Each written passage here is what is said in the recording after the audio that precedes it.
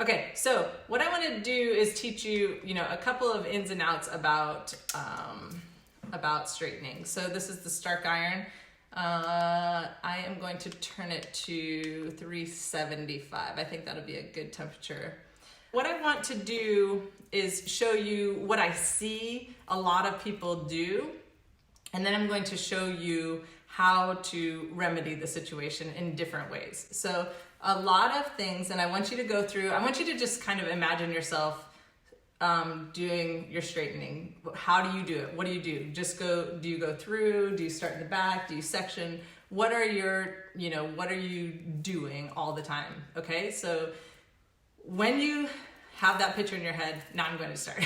Because I just want you to kind of get a feel for what you're doing versus what, So I see girls, especially like my daughter and her friends, this is their straightening. Okay. So I want to show you kind of what that does. They just keep going through, straightening, straightening, straightening. Okay.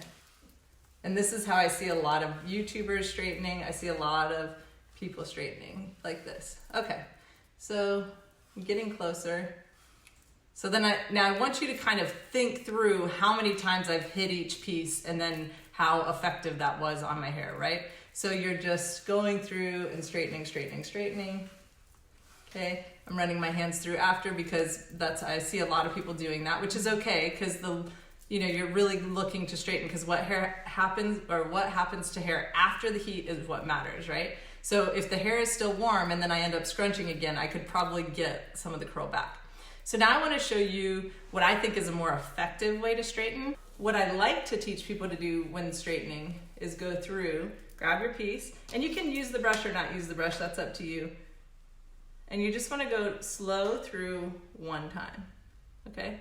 So your goal is to get it nice and sleek and straight one time through.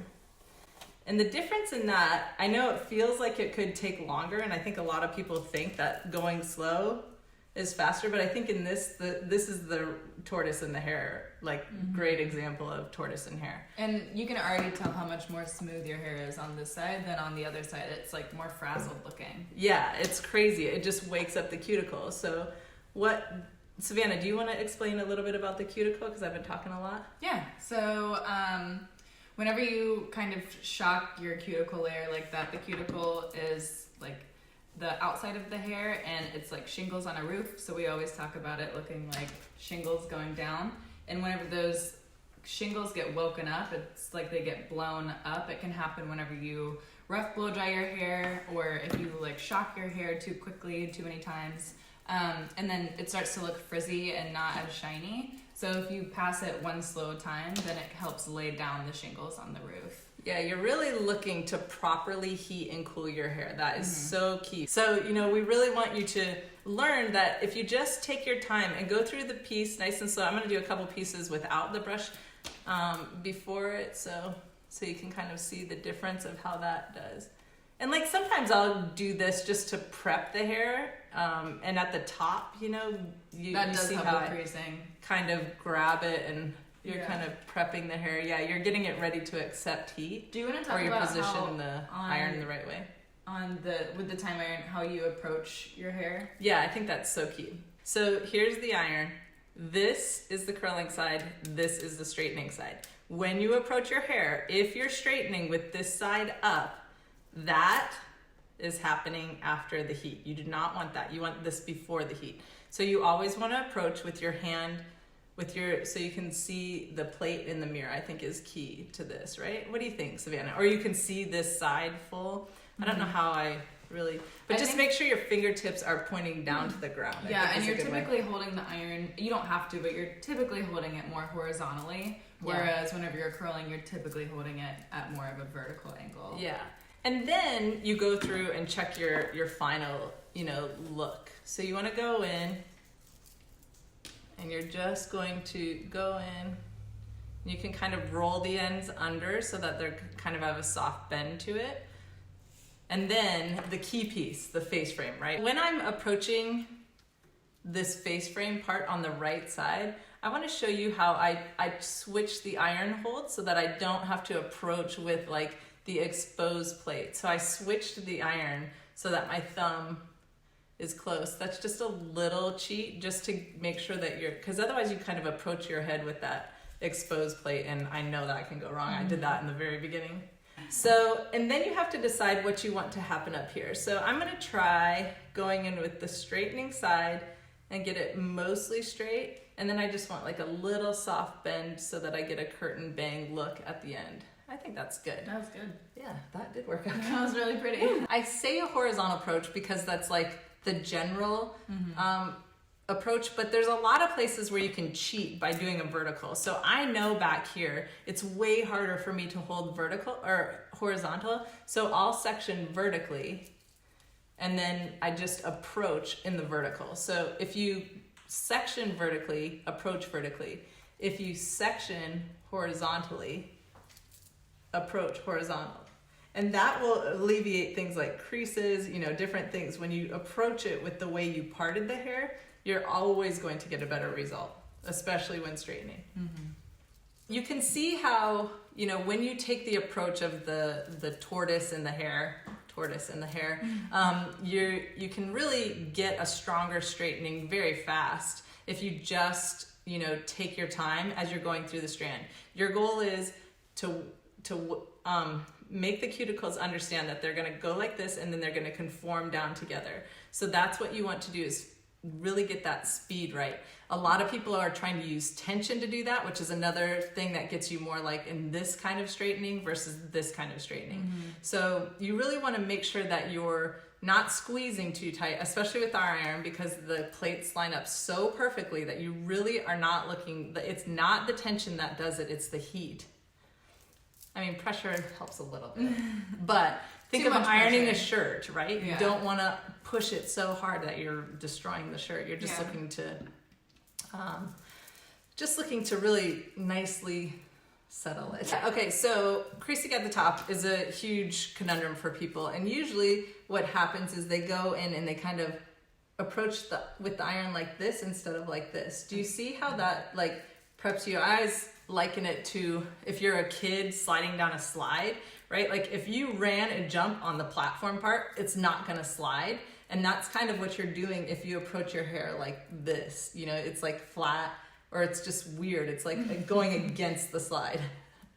So, yeah. Are you taking smaller or larger sections when you straighten? I'm actually taking pretty huge sections because I straightened this whole side in like 5 passes, like 5 sections. Yeah, it was not a lot. It actually went really fast. Oh, I think the ends is something to really address, because a lot of people, especially when they're doing what I was doing over here, where you're doing this kind of approach, what you're doing a lot is getting this section. So what you're really doing is waking up that cuticle really all the time, over and over and over, and what that does is really dehydrates the hair by a lot. So you'll notice down here will get less and less and less shiny. So you really want to have a nice shine after you straighten. I think it's a huge thing to look for to make sure that you're straightening right, is that you're still having a shine in after. So you want to be real cautious that this part of your hair always takes longer to heat, and then this part of your hair always takes less time to heat because it's more damaged, it's already more dehydrated, it's not as flattened to your head. There's just so many different reasons why this section of the hair. So we call this scalp to mid-shaft and mid-shaft to ends. And so your ends are really the things that get dehydrated the most, especially if you're one of these people. Or when you're blow drying, a lot of people blow dry here because this section is a lot more work. It's more of this kind of movement. So I'm going to try one piece that I'll do no brush, and then one piece that I'll do a brush, and let's see if it makes a difference. And we should try both brushes. I'm going to try one with the paddle brush and one with the detangler. Yeah, the detangler. Do you mind taking a little bit of hair out of that one? Yeah. I was just noticing that. Okay, so here's the straightened by just itself. And then I'm going to do one with the paddle brush.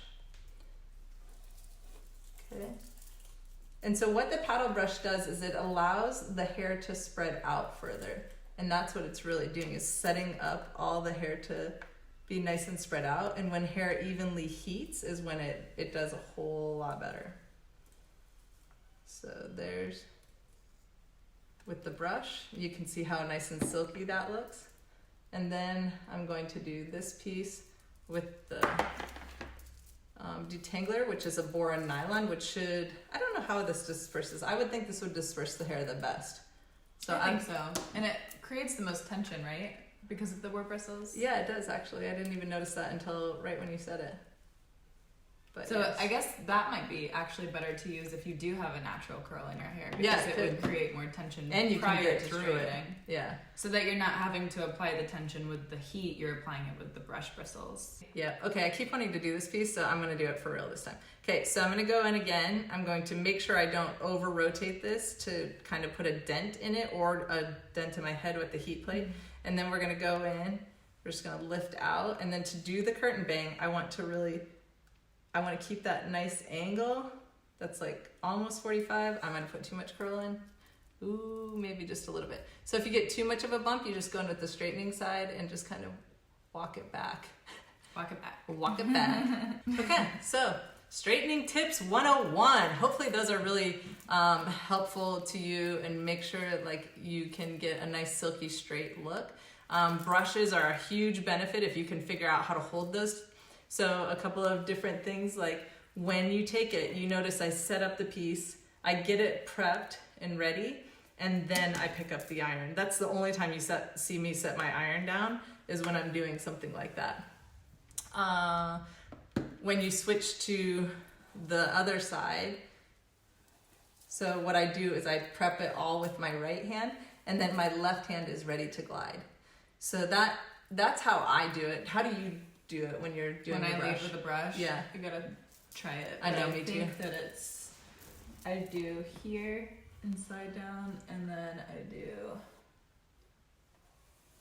I keep it in the same hand. Oh, do you? I keep it in my left hand both times. Okay.